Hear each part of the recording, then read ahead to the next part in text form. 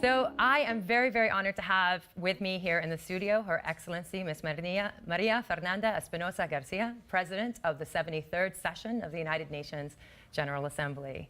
Welcome.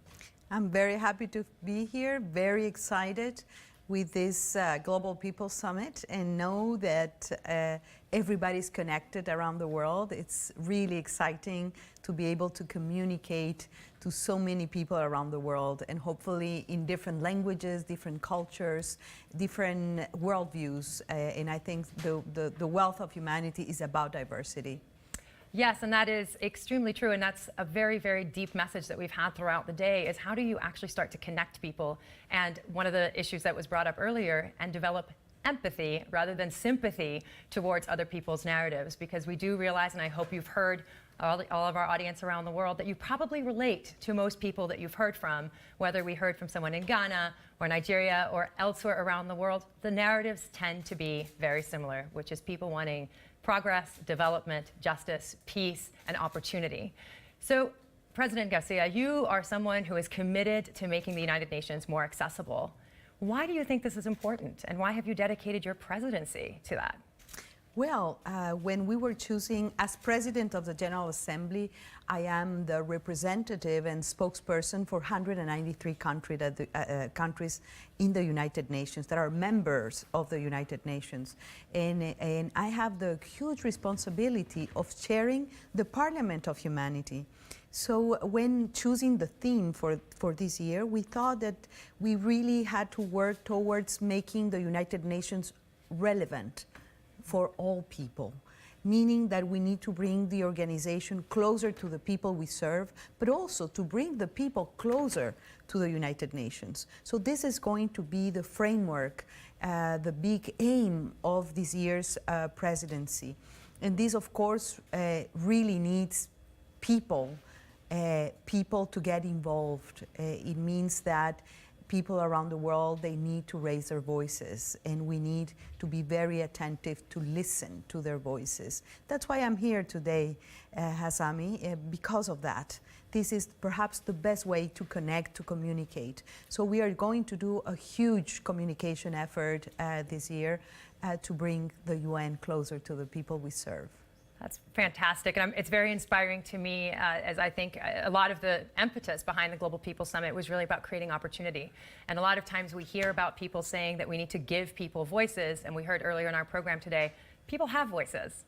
They just need their voices to be heard and to be lifted. And I have noticed that there's just been fantastic celebration of your presidency as, I believe, the first Latina woman to be the President of the General Assembly. So what would you say to women that are really trying to get into the world of politics? How is it like to be a woman in politics? Well, first of all, it is true. I dedicated my presidency to all women and girls around the world, even though I'm only the 4th woman in 73 years of history of the United Nations, and the first Latin American and Caribbean woman in having this enormous responsibility and challenge to chair the General Assembly, to be the President of the Parliament of Humanity. So it is an honor, it's a privilege, but at the same time, it is a huge challenge.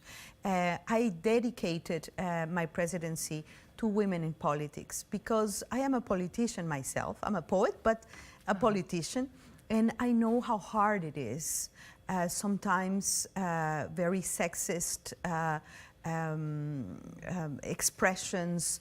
We are required to deliver twice as good, to show that we are fit for purpose, to really show that we can change the world. I am not naive, of course, but there are a lot of expectations in a way.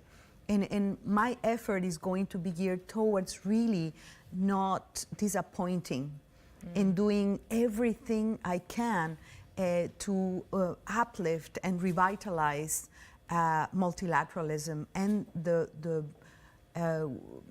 the use, the worthfulness, I don't know if the word exists, but of the United Nations. And so that's my responsibility. That's why I have chosen 7 themes, 7 priorities for this year. 7, why 7? Because we will be working for the people we serve 7 days a week. One of the issues is, of course, gender equality. We will be working on the political empowerment of women, but also the economic empowerment of women, equal pay, equal jobs, access to decent work, and that is going to be very much a part of our work this year. That is fantastic, and I love that you called yourself a poet, because I think far too often we talk at each other and not with each other, and poetry has a way of really delivering a message that gets to the heart and mind and the soul of people, which is in essence, I think, what policy and development should be and is most about for most people. A lot of what you talk about too, through making the UN more accessible, is really thinking about putting people, the stories of people, at the heart of this decision making. And I was listening to your inauguration speech, and I loved that you referenced youth. You reference in a lot of the work that you do really people. What is it that inspires you to think that the future, with people and women and people that are differently abled at the center of decision making, can be a more politically just place? Well, I think that our job at the UN, within the UN family, is to build more equitable, sustainable, and peaceful societies. And these are not just about words. It is really that we are in the making. We are crafting a better world for us. I think that it's really unrealistic to think that when we sit and we take decisions, this is immediately going to touch the lives of people. So we need a thread to communicate decision making, policy making with people's real lives. And I think this is also because of my personal experience. I started my professional career living in the Amazon, working with indigenous peoples there. I lived several years in the forest with indigenous nationalities, as we call them in Ecuador. And I have that experience, plus being a public servant in government, being a minister, and now having this incredible opportunity to be the president of the General Assembly. When you connect all these different scales, you realize that they cannot live with without each other.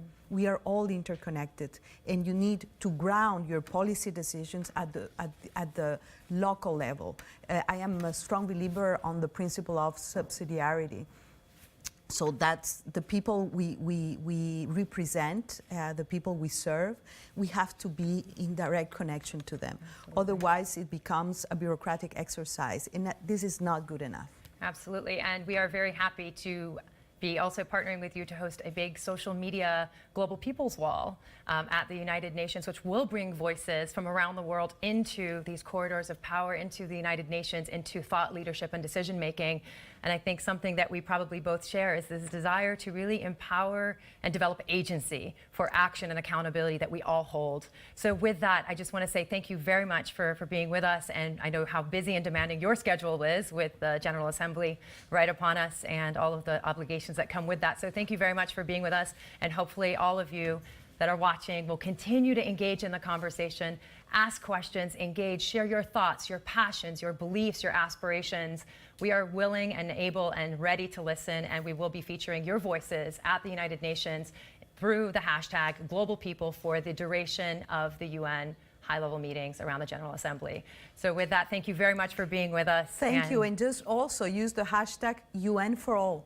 That's our commitment, so please do use that we'll add hashtag that to the as wall. well. All UN right. for all, and for all, really. Absolutely. That's our effort, our objective, and our dream, to make the UN really closer to the people we serve. Wonderful. So thank you very much. All the best for this wonderful Global People Summit, and we will be seeing each other We very will. soon. Thank you very much for being with us. Sami. Thank you. All the best.